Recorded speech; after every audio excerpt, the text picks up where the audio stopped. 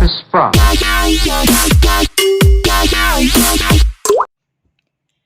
Assalamualaikum warahmatullahi wabarakatuh.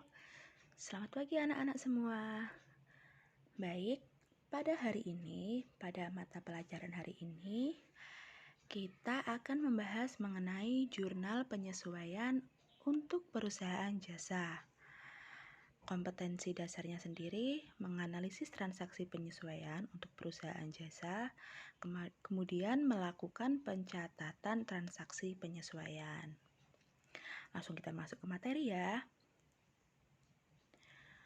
Di sini ada pengertian jurnal penyesuaian, kemudian tujuan dan apa aja yang perlu disesuaikan.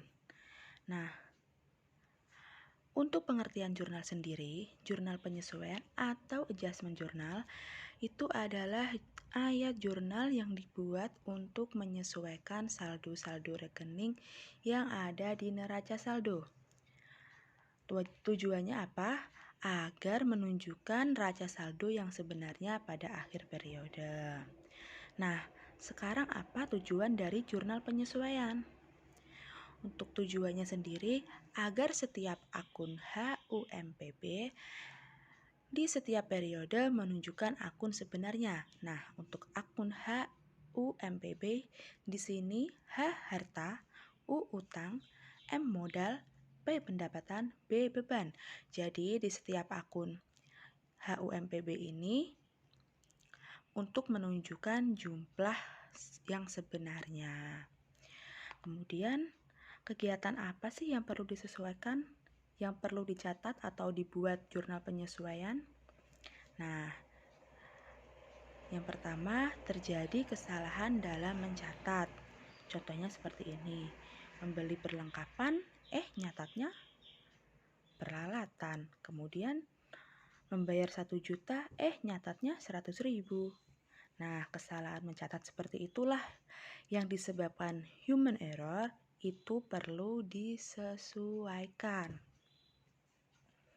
Kemudian yang kedua, ada transaksi yang belum dicatat.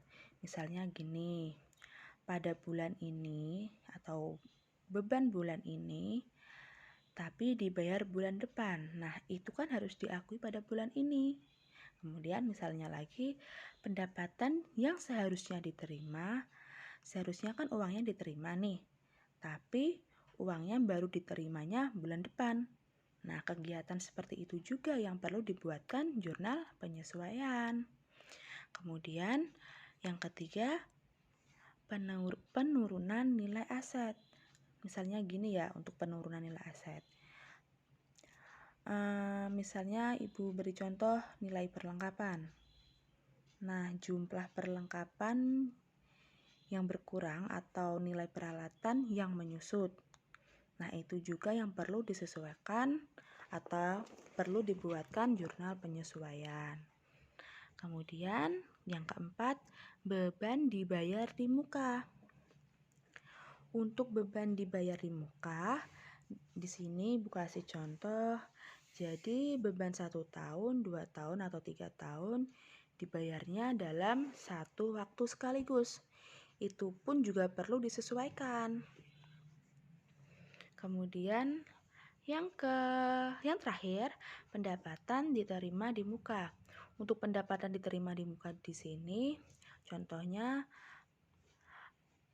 ada pendapatan yang itu adalah pendapatan selama 1 tahun, tapi diterimanya di awal periode.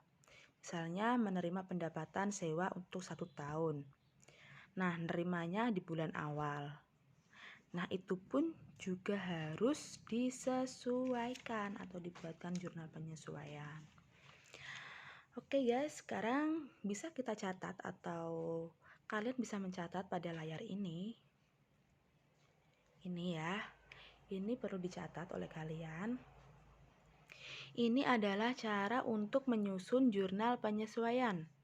Ini sudah Ibu beri analisis ya, tapi biar lebih paham kita analisis bareng-bareng. Untuk yang pertama ini ya. Untuk yang pertama, beban belum dibayar. Misalnya gini, Ibu beri contoh gaji belum dibayar, berarti kan beban gajinya akan bertambah. Nah, beban bertambah ada di sebelah ini. Maaf, di sebelah debit. Nah, kemudian karena gajinya belum dibayar, kan berarti utangnya bertambah. Nah, untuk utang bertambah ada di sebelah. Kita lihatnya pada ini akun debit kreditnya ini di sini. Nah, di sini ya. Di sini kita lihat utang bertambah ada di sebelah kredit. Berarti di sini ya, utangnya ada di sebelah kredit. Kemudian titik-titiknya ini karena tadi Ibu memberi contoh beban gaji, berarti titik-titiknya ini diganti dengan gaji. Beban gaji pada utang gaji. Beban gaji pada sebelah debit, utang gaji pada sebelah kredit. Nominalnya sebesar yang belum dibayar. Nah, misalnya lagi, Ibu beri contoh. Belum dibayar listrik. Nah, contohnya seperti itu ya. Berarti di sini tadi, bentar. Berarti di sini beban listrik pada utang listrik. Nah, beban listrik di sebelah, beban bertambah ada di sebelah debit, benar. Utang listrik, utang bertambah di sebelah kredit. Nah, beban listrik pada utang listrik. Nominalnya sama. Poin 1 itu beban yang belum dibayar. Akunnya akan seperti ini. Kemudian nominalnya juga akan seperti ini, sebesar yang belum dibayar. Kemudian langsung masuk ke poin yang kedua. Di sini, pendapatan yang harus diterima. Maka jurnal penyesuaiannya ini ya. Jurnal penyesuaiannya piutang titik-titik pada pendapatan. Nah, misalnya gini. Piutang jasa berarti kreditnya pendapatan jasa. Piutang jasanya ada di sebelah debit.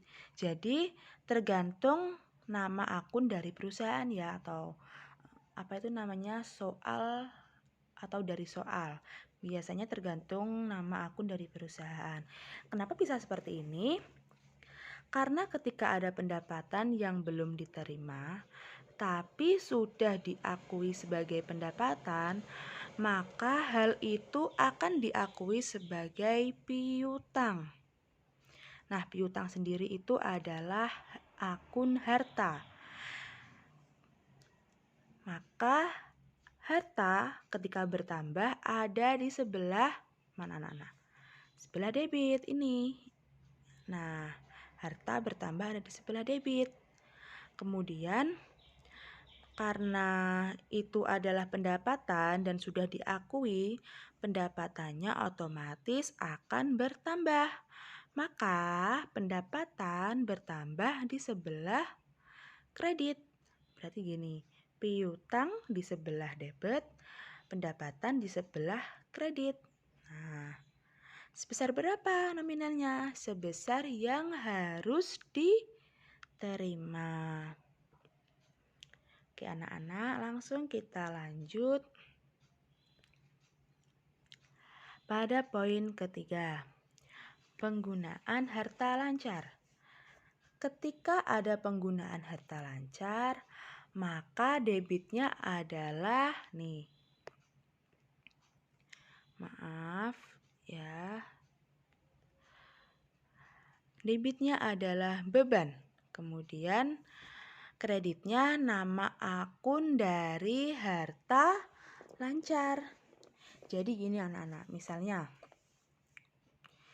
harta lancar yang digunakan adalah perlengkapan.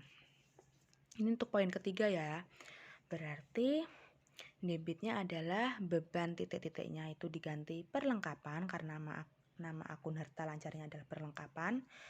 Beban perlengkapan pada ini nama akun dari harta lancar di sebelah kredit ini. diganti dengan perlengkapan. Jadi di sini beban perlengkapan pada perlengkapan. Beban perlengkapan di sebelah debit, perlengkapan di sebelah kredit. Nah, jadi itu tergantung dari nama akun dari perusahaannya juga ya anak-anak. Jadi semisal contohnya gini, harta lancar yang digunakan adalah alat tulis kantor, misalnya suppliers. Maka debitnya di sini diganti beban, titik-titiknya diganti suppliers. Kemudian nama akun dari harta lancarnya diganti suppliers. Berarti beban suppliers pada suppliers. Debitnya beban suppliers, kreditnya suppliers. Jadi itu tergantung dari nama akun perusahaan masing-masing ya. Loh, kenapa kok bisa seperti itu, Ibu? Kita cek lagi. Ketika ada penggunaan harta lancar, nih, maka otomatis bebannya ini itu akan bertambah. Nah, beban sendiri bertambah, ini bawah ya, ini. Beban bertambah ada di sebelah debit. Kemudian harta lancarnya itu kan pasti berkurang ya. Karena si bebannya bertambah berarti harta lancarnya berkurang. Jika harta berkurang ada di sebelah kredit. Nah, berarti bebannya di sebelah debit, terus nama akun harta lancarnya di sebelah kredit. Sebesar berapa nominalnya? Sebesar yang hilang atau yang sudah digunakan. Kemudian langsung kita lanjut ke poin nomor 4. Penurunan nilai harta tetap. Nah, ketika ada penurunan nilai harta tetap atau ketika ada penurunan nilai harta tetap di sini, maka jurnal penyesuaiannya debitnya adalah beban penyusutan titik-titik. Kemudian di sebelah kredit akumulasi penyusutan titik-titik. Nah, titik-titik itu tinggal diganti nama akun dari harta tetap ya. Jadi kalau misal yang menyusut adalah peralatan, nah misalnya adalah yang menyusut itu peralatan, maka debitnya beban penyusutan titik-titiknya diganti peralatan. Nah, kemudian kreditnya akumulasi penyusutan, ini si titik-titiknya diganti peralatan. Berarti beban penyusutan peralatan pada sebelah debit, kemudian akumulasi penyusutan peralatan di sebelah kredit. Kalau misalnya yang menyusut itu adalah mesin, maka debitnya beban penyusutan mesin. Nah, kemudian kreditnya akumulasi penyusutan mesin. Nah, itu berarti tergantung nama apa anak-anak? Tergantung nama dari akun harta tetap. Nominalnya sebesar penyusutannya. Jadi kalian harus mencatat ini ya. Ini sebagai contoh pedoman kalian dalam membuat jurnal penyesuaian. Ini poin 1, 2, 3, 4. Kemudian kita lanjut yang selanjutnya. Yang kelima, beban dibayar di muka. Nah, untuk beban dibayar di muka di sini ada dua, dicatat sebagai harta dan dicatat sebagai beban. Contohnya gini ya anak-anak. Bentar, contohnya seperti ini. Ibu beri contoh beban sewa. Misalnya ada sewa dibayarnya di depan atau langsung dibayar sekaligus di awal periode. Kalau dicatatnya sebagai harta, ini ya, sebagai harta, maka debitnya ini jurnal penyesuaiannya adalah debitnya beban tadi contohnya kan sewa. Beban sewa, kemudian kreditnya sewa dibayar di muka. Jadi tergantung nama soalnya lagi ya. Berarti kalau tadi Ibu beri contoh beban sewa, berarti di sini beban sewa pada sewa dibayar di muka. Bebannya di debit, terus titik-titik dibayar di mukanya di kredit. Ini jika dicatat sebagai harta. Nominalnya sebesar yang hilang atau yang telah digunakan. Kemudian kita lanjut, jika dicatat sebagai beban, jadi kebalikannya dicatat sebagai harta, ini dibayar di mukanya kebalik di debit, bebannya di kredit. Kalau di harta kan tadi bebannya di debit, dibayar di mukanya di kredit. Ini tinggal kebalikannya. Jadi kan tadi Ibu beri contoh ada sewa dibayarnya di depan langsung. Jika dicatat sebagai beban berarti sewa dibayar di muka di sebelah debit, kemudian beban titik-titik ini di sebelah kredit. Berarti sewa dibayar di muka pada beban sewa. Nominalnya berapa anak-anak? Sebesar yang belum digunakan. Tadi yang sebagai harta yang sudah digunakan atau yang telah hilang. Kalau yang sebagai beban sebesar yang belum digunakan. Jadi ini kebalikannya dari dicatat sebagai harta dan dicatat sebagai beban. Kemudian untuk poin ke-6, pendapatan diterima di muka. Nah, ada pendapatan diterima di awal periode. Kalau dia dicatat sebagai utang, maka Ibu beri contoh ya, pendapatan sewa diterima di muka. Kalau dicatat sebagai utang, maka debitnya ini ya, debitnya adalah Ibu beri contoh sewa kan tadi, berarti sewa diterima di muka, kemudian kreditnya pendapatan sewa. Tadi kan contohnya kan sewa. Nah, titik-titiknya ini diganti dengan nama akun dari perusahaan. Jadi ini sewa diterima di muka pada pendapatan sewa. Ini jika dicatat sebagai utang. Nah, nominalnya berapa? Sebesar yang sudah dilewati. Ini jika dicatat sebagai utang. Nah, jika dicatat sebagai pendapatan, maka jurnal penyesuaiannya untuk pendapatan diterima di muka adalah debitnya pendapatan sewa, karena tadi Ibu beri contoh sewa. Kemudian kreditnya sewa diterima di muka, kebalikannya dengan yang atas ini.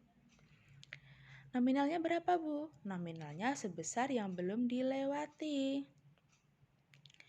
Nah, ini jika dicatat sebagai pendapatan. Jadi ini kebalikannya ya anak-anak, yang atas ini yang sudah dilewati atau beberapa bulan yang sudah dilewati, ini yang belum dilewati. Nah, anak-anak, ini adalah pedoman untuk menyusun jurnal penyesuaian. Agar lebih paham lagi, Ibu beri contoh studi kasus. Kita akan bahas bareng-bareng ya.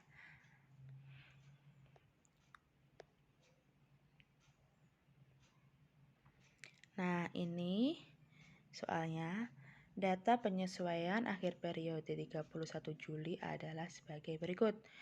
Sisa perlengkapan yang masih ada sebesar 1.500.000, kemudian ditetapkan penyusutan peralatan sebesar 10%.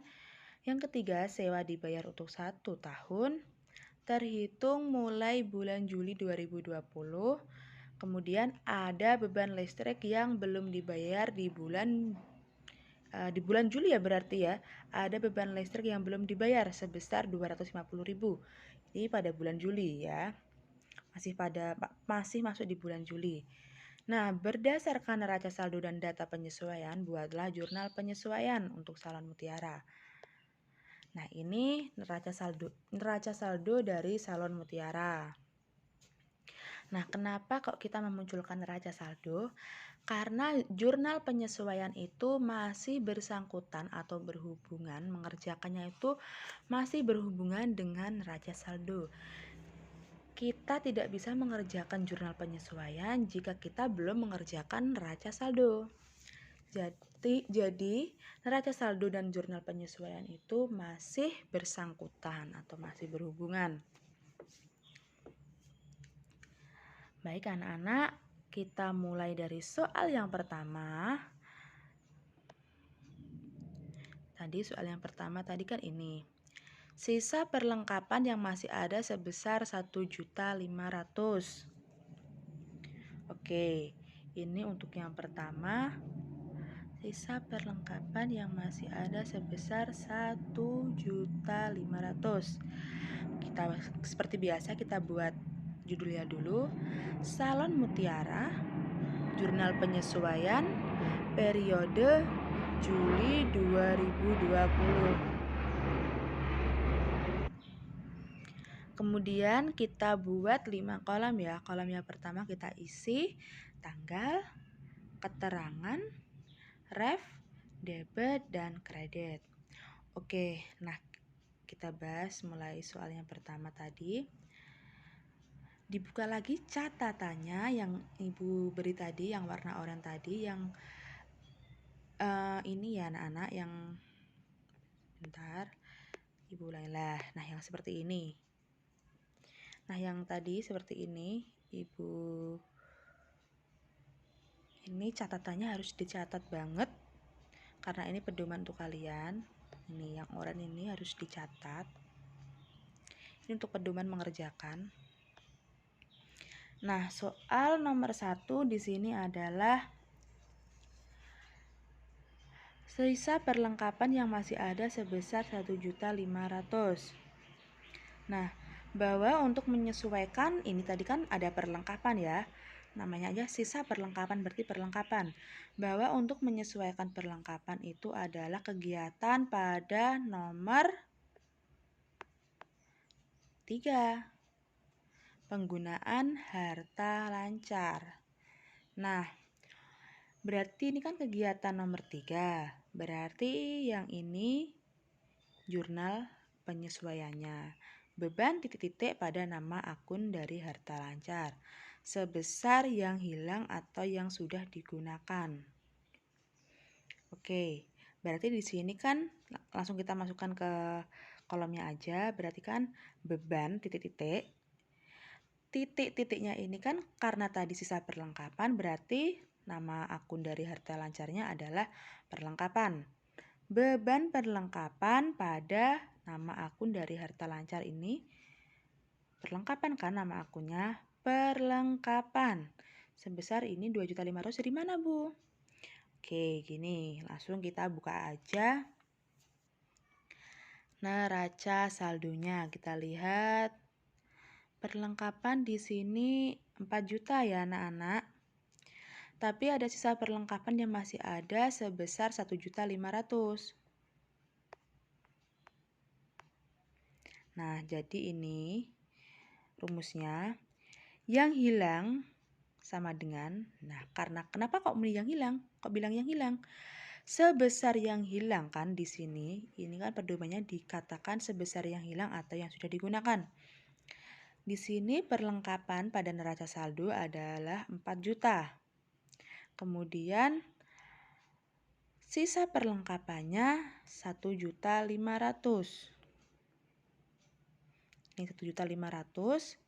Kemudian 4 juta dikurangi 1.500.000 hasilnya 2.500.000. Berarti 2.500.000 ini yang sudah digunakan. Berarti kita masukkan ke kolomnya.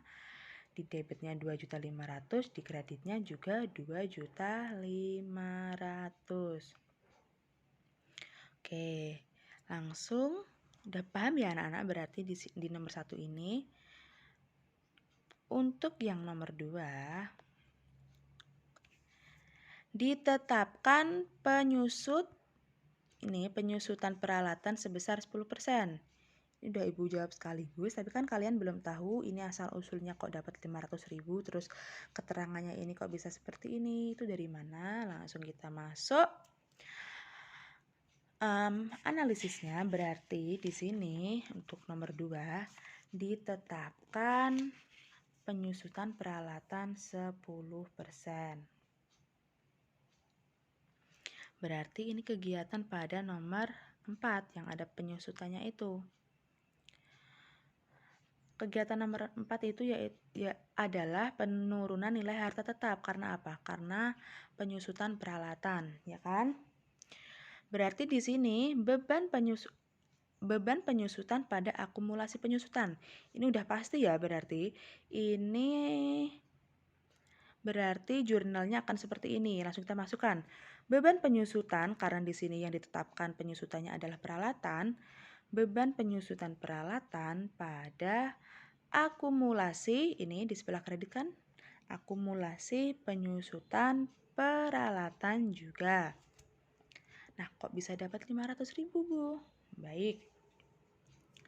Langsung aja. Angkanya kan angka dari atau maksudnya ditetapkan penyusutan sebesar 10%. Jadi kita lihat dulu peralatannya di neraca saldo. Kita lihat lagi di neraca saldo. Nah, berarti neraca saldo ini sangat membantu kita dalam menyesuaikan atau membuat jurnal penyesuaian. Nah, untuk peralatan, karena tadi soalnya peralatan, kita lihat peralatan, mana peralatan? Nah, peralatan 5 juta. Karena penyusutannya 10%, berarti ini rumusnya 10% penyusutannya dikali 5 juta. Hasilnya adalah 500.000. Berarti kita masukkan beban penyusutan peralatan di sebelah debit 500.000. Akumulasi penyusutan peralatan di sebelah kredit 500.000. Ini untuk yang nomor 2. Oh iya anak-anak, kenapa ini tanggalnya Ibu tulis 31 Juli 2020? Karena kalau kita membuat kegiatan jurnal penyesuaian itu kan tadi di akhir bulan. Jadi akhir bulan Juli itu kan tanggal 31. Jadi tanggal transaksi semuanya ini Ibu buat pada akhir bulan atau kita isi dengan 31 Juli. Jadi jurnal penyesuaian itu di akhir periode ya anak-anak, di akhir periode, diingat-ingat ya. Kemudian kita lanjut pada nomor 3. Nih soalnya, sewa dibayar untuk 1 tahun terhitung mulai bulan Juli 2020. Nah ini kan sudah bulan Juli, bener gak? Bulan Juli 2020. Nah langsung kita lihat catatannya, pedomannya tadi.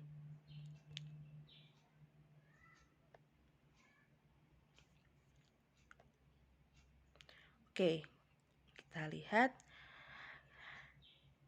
transaksi nomor 3 ini atau soal nomor 3 ini masuk pada kegiatan nomor 5. Karena ini kan sewa dibayar untuk 1 tahun terhitung mulai bulan Juli. Berarti kegiatan pada nomor 5 yaitu beban yang belum dibayar. Nah, jadi gini ya anak-anak. Untuk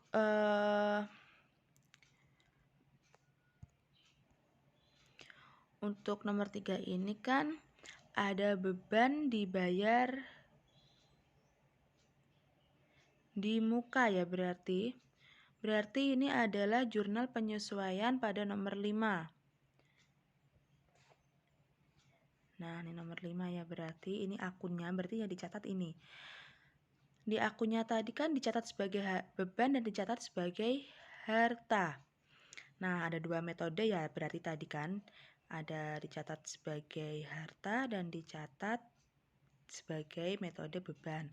Untuk menentukan ini metode harta atau metode beban, kita harus lihat neraca saldonya. Tulisannya di sana apa? Jadi ini kan tadi sewa dibayar untuk 1 tahun. Kita lihat di neraca saldo. Sewa. Oke, ini sewa ada kan? Sewa berarti kan di sini beban sewa. Berarti ini dicatat sebagai beban. Nah, Ini beban kan? Nih beban. Berarti dicatat sebagai beban. Nah, pada soal kan dibayar bulan Juli 2020. Nah, sekarang kan juga bulan Juli kan, periode Juli juga kan. Berarti kan baru digunakan 1 bulan ini. Karena sewa dibayar untuk 1 tahun terhitung mulai bulan Juli. Berarti kan ini sudah Juli. Berarti baru dipakai 1 bulan, bulan Julinya saja ini. Baru dipakainya. Baru dipakai atau baru digunakan 1 bulan karena ini kan sudah bulan Juli, mulai terhitung bulan Juli. Dan sekarang ini juga bulan Juli, ini periode juga bulan Juli.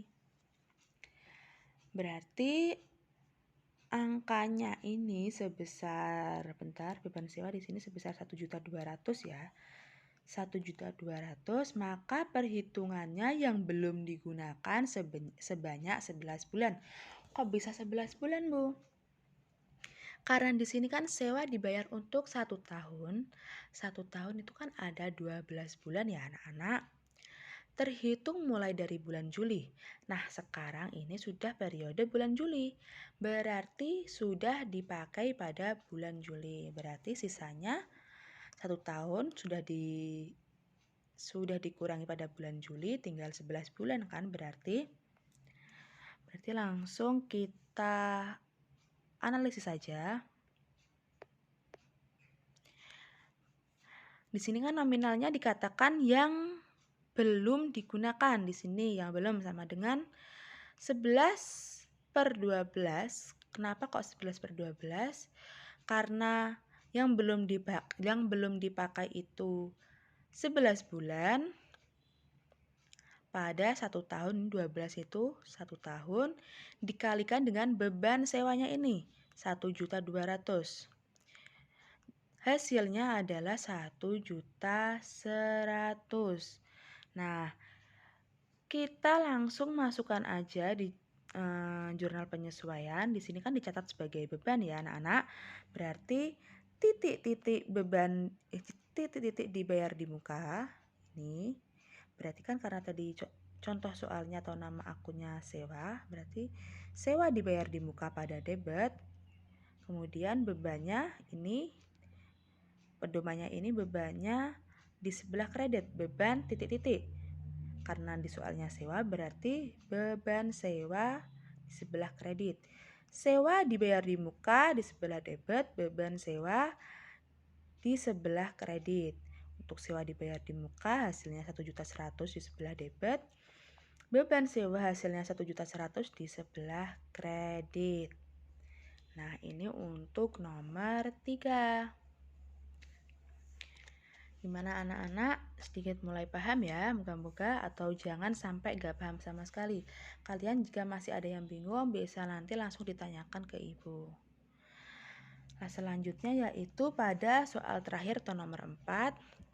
Ada beban listrik yang belum dibayar sebesar 250.000. Berarti di sini transaksi jurnal penyesuaiannya kegiatan pada nomor 1. Nih, karena ada beban listrik yang belum dibayar, berarti nomor 1 beban yang belum dibayar. Untuk jurnal penyesuaiannya akan seperti ini. Beban titik-titik pada utang. Kita masukkan ke jurnal dulu ya anak-anak. Beban titik-titik ini diganti dengan listrik. Oke. Beban listrik. Nah, gini ya. Kemudian namanya kan di sini kan adalah listrik ya, karena soalnya adalah listrik. Berarti kreditnya langsung kita tulis utang titik-titik atau bisa juga dengan utang listrik atau utang usaha ya anak-anak, terserah kalian. Bebas juga. Maka di sini nominalnya dikatakan sebesar yang belum dibayar. Kita lihat lagi soalnya. Ada beban listrik yang belum dibayar sebesar 250.000. Berarti kan pas ya anak-anak, ini kan nominalnya dikatakan sebesar yang belum dibayar. Berarti langsung kita tulis Beban listrik pada sebelah debit sebesar 250.000 karena yang belum dibayar 250.000. Utang usaha di sebelah kredit sebesar 250.000 karena yang belum dibayar 250.000. Nah, jadi seperti ini ya anak-anak. Jika ada pertanyaan atau ada yang kurang jelas, bisa ditanyakan kepada ibu. Nah, kita langsung lanjut pada yang terakhir, yaitu kita jumlahkan langsung. Di sini berarti ini jurnal penyesuaiannya ya, seperti ini anak-anak. Salon Mutiara jurnal penyesuaian periode Juli 2020. Ini yang kita kerjakan tadi, yang sudah kita kerjakan tadi. Transaksi-transaksinya, soal-soalnya tadi. Nah, kita jumlahkan. Debit dan kredit di sini jumlahnya harus sama atau balance. Jadi debit jika jumlahnya 4.350.000, kreditnya juga jumlahnya harus 4.350.000. Ini harus sama. Jika kalian ada yang salah atau tidak sama, berarti mungkin ada akun atau keterangan yang enggak sesuai, atau mungkin penghitungan kalian juga tidak sesuai. Jadi debit dan kreditnya jumlah atau nominalnya harus sama. Oke anak-anak, kita selesai pada materi hari ini, pada materi jurnal penyesuaian ini. Kalian harus mencatat apa yang tadi sudah Ibu katakan, seperti pedoman tadi, pedoman untuk menjurnal atau membuat jurnal penyesuaian di kolom warna oranye tadi. Pada materi kali ini selesai sampai di sini. Jika kalian ada pertanyaan, bisa langsung chat ke Ibu. Baik anak-anak, terima kasih untuk hari ini, untuk mata pelajaran hari ini. Jika Ibu ada kurang penjelasan atau penjelasannya kurang berkenan di kalian, Ibu mohon maaf yang sebesar-besarnya. Wassalamualaikum warahmatullahi wabarakatuh. Tetap semangat belajar.